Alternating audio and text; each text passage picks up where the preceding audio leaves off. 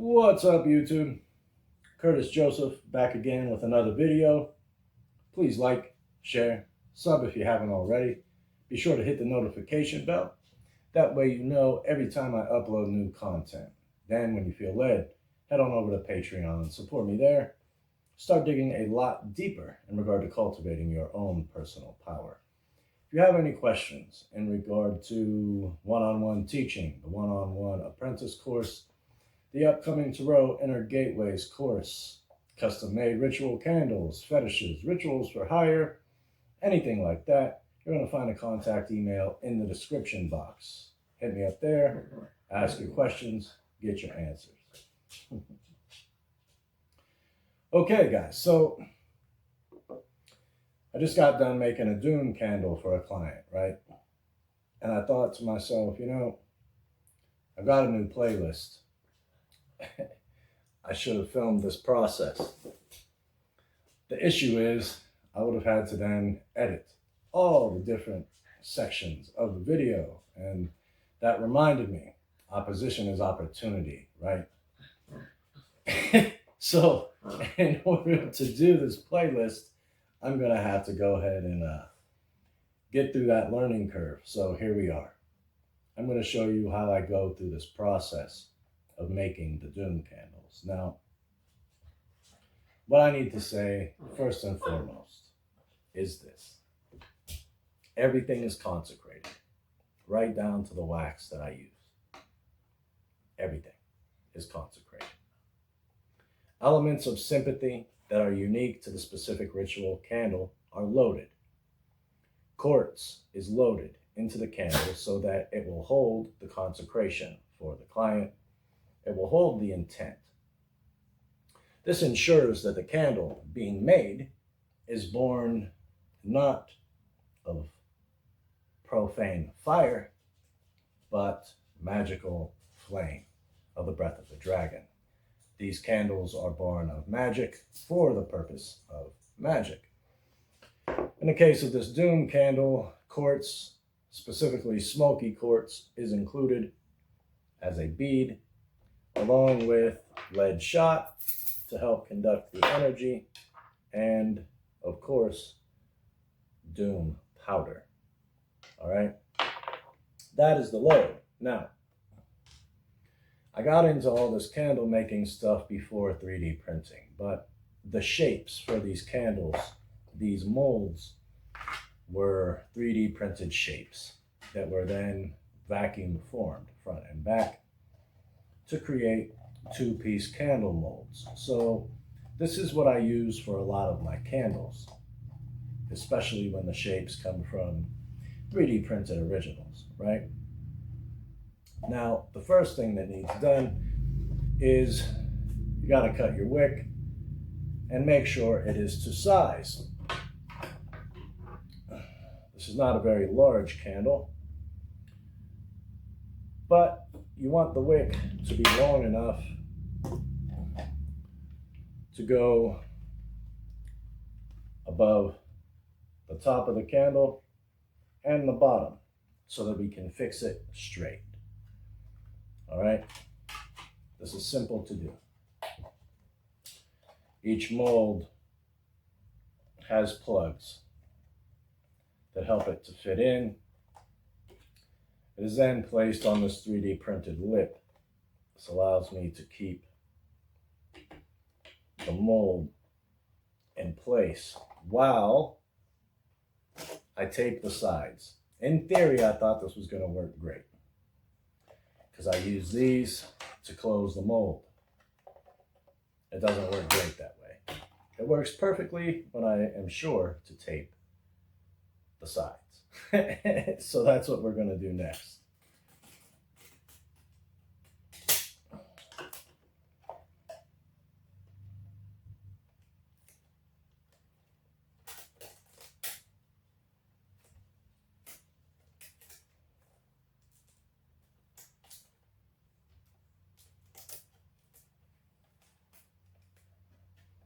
This just adds a little extra insurance policy, making sure we have an airtight seal. That way the wax that escapes is minimized, if not altogether eliminated. Eliminated is ideal.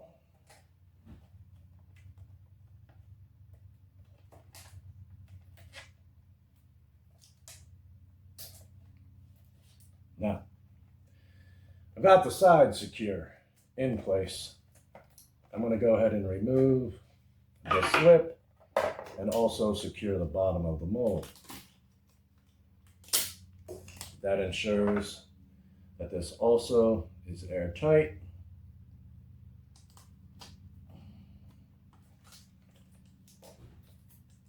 And it decreases the chances of wax escaping from the mold.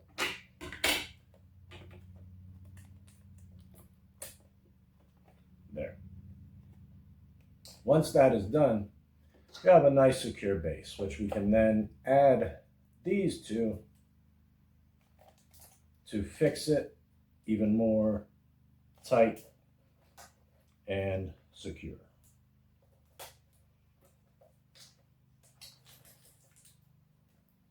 This is a simple process, not necessarily easy.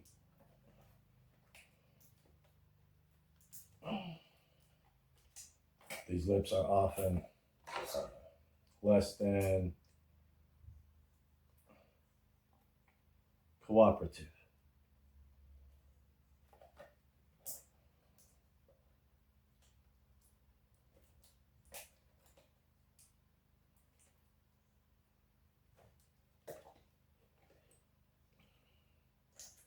But trust me when I say the patience is worth it, guys. There's nothing worse than having to clean up hot wax from wood floors, carpets, and things like that. Trust me. Okay. All right, now we got a free floating wick.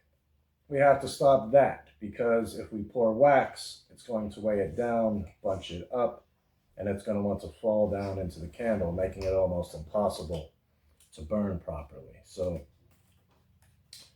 we need to take that in place as well.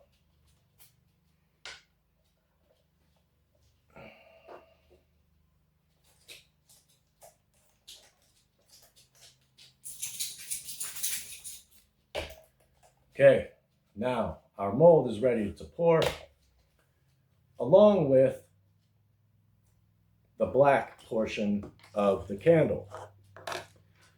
Within traditional D.U.M.E candles, these are candles that wield negative energy, ladies and gentlemen.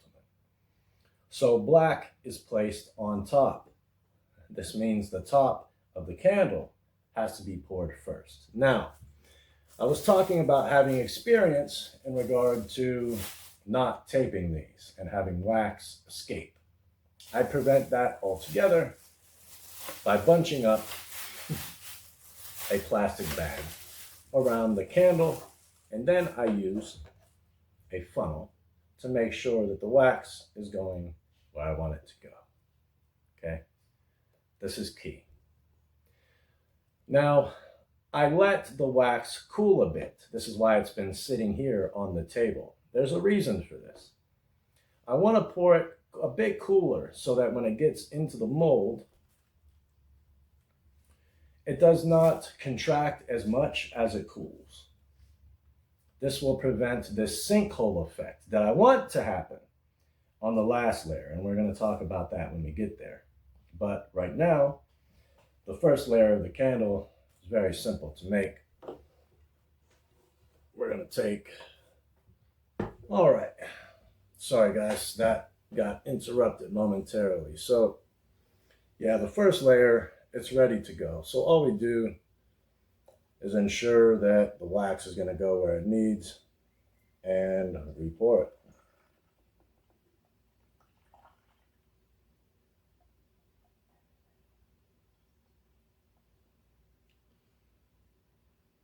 That simple.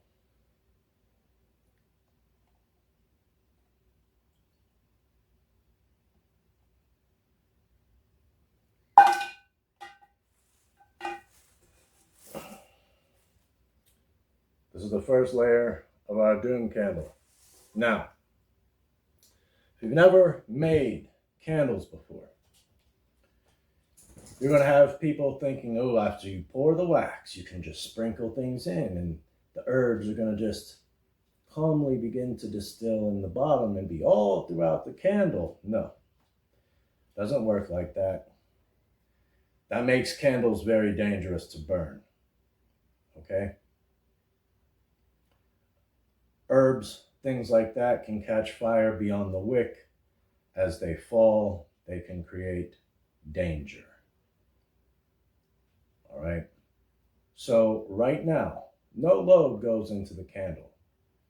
The load, which holds the consecration, which holds the sympathetic links and the intent and purpose of this flame-bearing candle, need to be added at the bottom to ensure safety of the burn. Okay? Keep that in mind. Now, this is all cooling. I need to go and begin to melt the red portion of the candle. Before I do that, though, what I do want to say is that preparing candles like this by hand is important because factory-made, mass-produced ritual candles,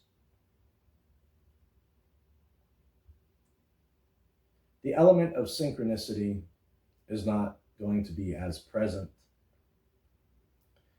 because you are not the one preparing and creating the candle, the lamp of fate.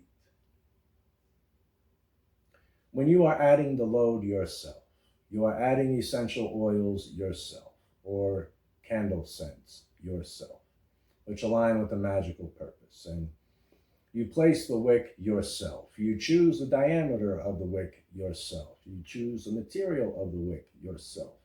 You choose the kind of wax yourself. And all of these elements go together to create this one candle. The omens in regard to how it smokes, how it burns, how fast it burns, the color smokes that it gives off, how the candle moves, flickers, and jumps. You are allowing the doorway of synchronicity to work in a much more effective way. This is why hand-prepped, custom-made candles are such an advantage when they are made for you. Even more powerfully when they are made by you, but when they are made for you, for your purpose, it's just much more powerful, and you'll be able to tell a lot more effectively through omens, signs, and symbols whether or not your candle work is actually taking effect the way you want it to. All right? So keep that in mind, guys.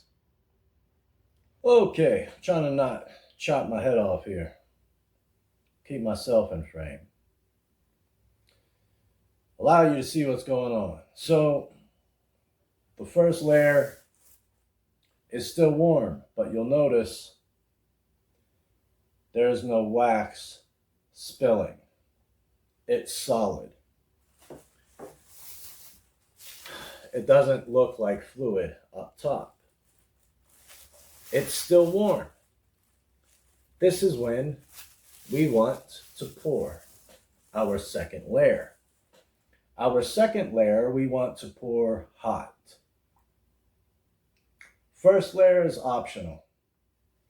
Second layer, we want to burn hot so that we create a sinkhole as it cures. This is where, as you will see, we will integrate the smoky quartz, the D.U.M.E powder, and the lead shot.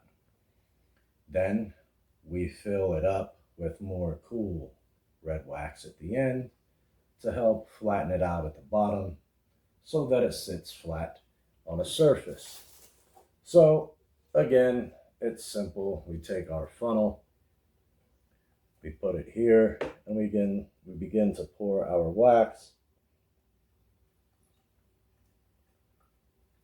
until we reach the top.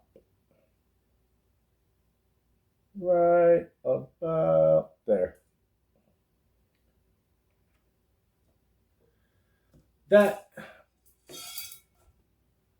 ensures that the wax on the outside, it's going to adhere to the mold. And as it does, and as it contracts, it's going to move inward and create this sinkhole where we can place our load.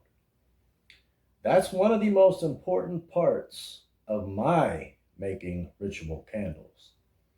It's understanding this. I started making candles for myself and my own magic, and I learned a lot of these very subtle nuances along the way. That's why I'm doing these videos, to help you guys. The sinkhole for normal candle making, it's not wanted. It's a pain in the butt to deal with. You know, there's ways of fixing it, and I'll show you that at the end of this candle. All you have to do is take a heat gun or a blow dryer and heat up the top so that it levels out and cools. But for the sake of ritual candle making, we want it so that we can make the lamp of fate hold the specific charge that we want it to hold for the ritual, so that it's not just a light illuminating the circle. You know what I mean? All right, guys, so we're going to wait for this to cool. It's going to take an hour or so to create a sinkhole. Yeah, I'll see you then. Okay, guys, so we're at this point where we need to load the candle. You should be able to see this, but you can see how there is this little sinkhole starting to form around the wick. The wax is still warm, so the cooler wax that I put on top of this, it is going to still merge with it well, but it's not going to become as concave as this did, because the temperature difference is much more slim. So all we need to do is take our load. We're going to take our gemstone bead, the smoky quartz, and place that. We're going to place some lead shot in there. And then, without touching this monstrosity, we're going to add our D.U.M.E powder.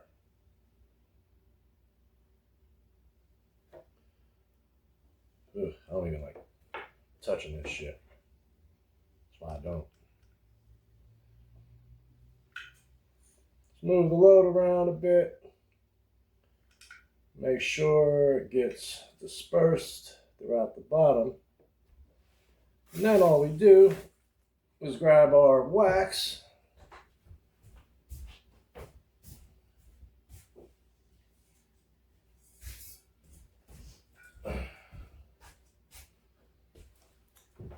And as usual, our funnel, and pour it.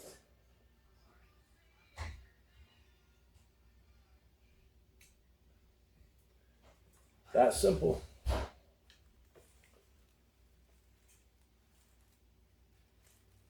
All right. Now once that cures, if needed, we can take a hair dryer and heat up this last layer so that it settles down and flattens more. But if not, we just remove it from the mold and the candle is done. But this is the process so far, guys. I will see you on the other end tomorrow when we go to demold this motherfucker. See you soon. All right, guys. So I thought I was going to have to wait till tomorrow to demold this guy, but apparently not. I cooked some dinner, got some stuff done, and it looks and feels like we're nice and cured. So I'm going to go ahead and take these off.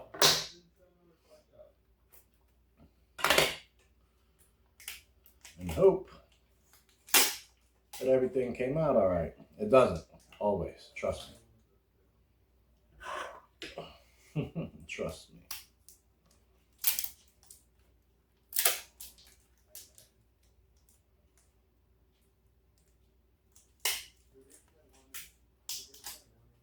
Might not need the knife.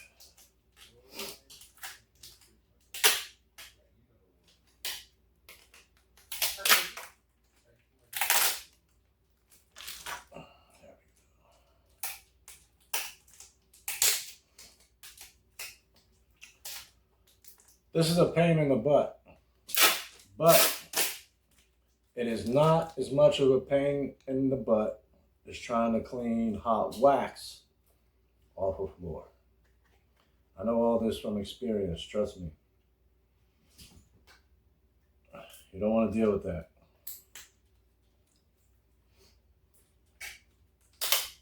Most people don't deal with these kinds of molds anyway. Most candle crafters are using silicone. I do a lot of that too, but these are vacuum formed.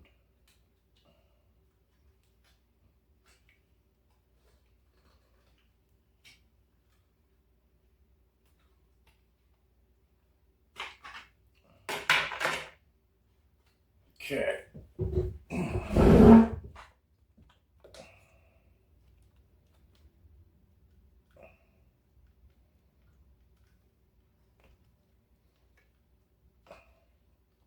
You'll notice the seam line on the side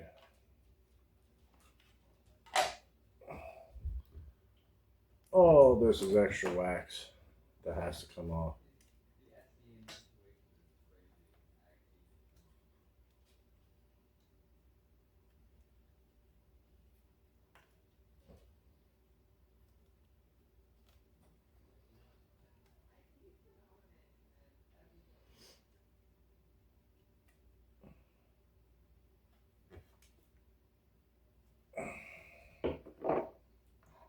I want to cut this wick to size.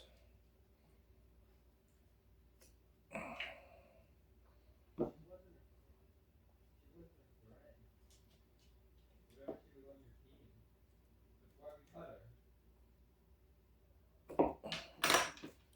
we go.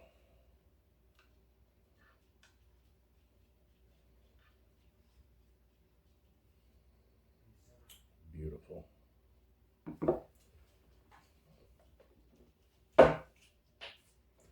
That's our D.U.M.E candle.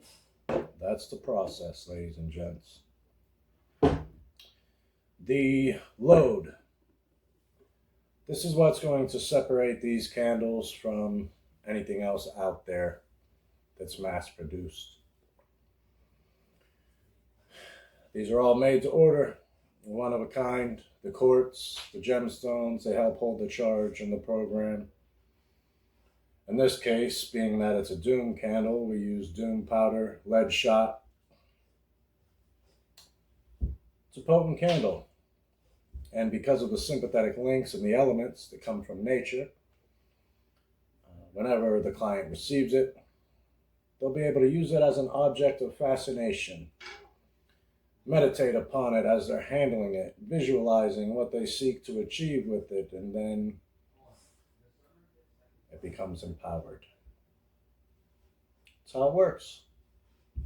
All right, guys, I hope you found this to be interesting and useful. In perfect love and perfect trust, devour, destroy, become or be crushed. Curtis Joseph, signing out.